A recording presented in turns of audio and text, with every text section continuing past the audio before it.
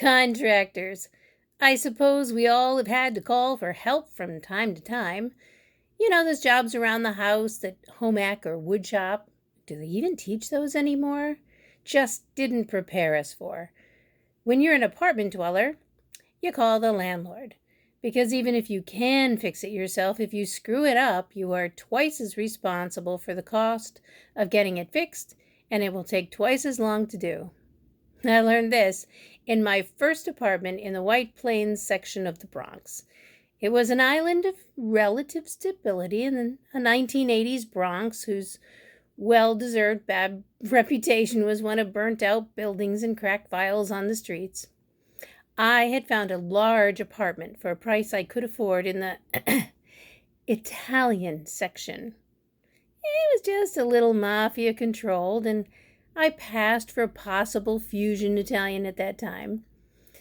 I was enjoying the feeling of having my things all together, my cup of coffee on my kitchen table, sitting in my chair, looking out my window at my tree. I was recently divorced and had only just started to feel comfortable with the ever-present feeling that my whole life had caved in on my head. My apartment was in a pre-war apartment building, and I was on the first floor, front, mailboxes just around the corner, no stairs to climb.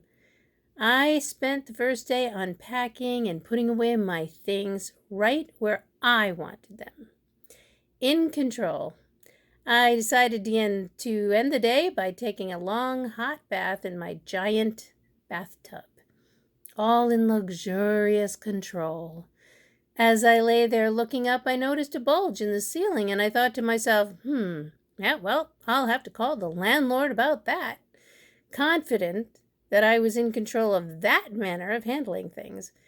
As I drowsily let the warmth creep into my sore back, talked to my cat, who for some reason loves to drink the hot water in the bath, spraying him with water. I look up again and, is it my imagination or is the ceiling bulge even bigger? I think to myself, I'll definitely have to call the landlord about that.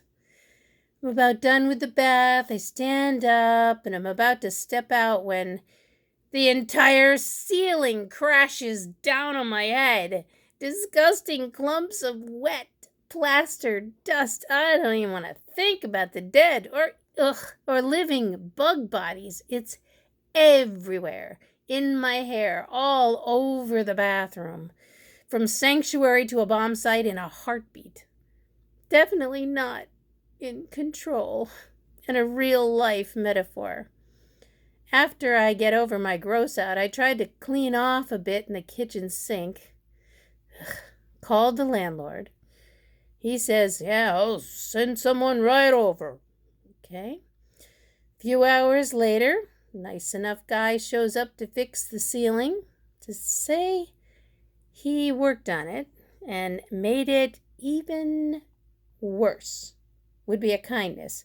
The ceiling he put back together and the few scraps of debris he took out was ridiculous. Oh, do you like? He asks, hopefully. I do a good job for you, yes? I answer rudely, sarcastically, with, yeah, well, let's just say it'd make a better Spanish teacher than a handyman.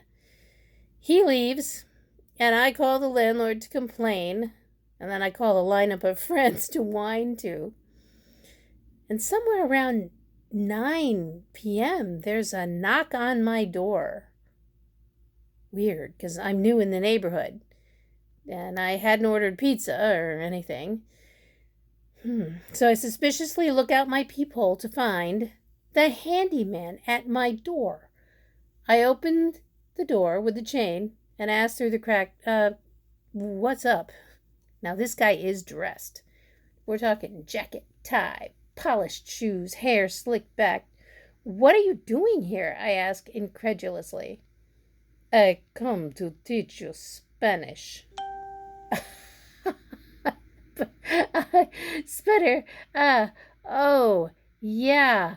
Well, yeah, I didn't mean, that was a sort of a joke. Bottom line, be nice to your contractor, or he could come back to teach you a lesson you are not ready for.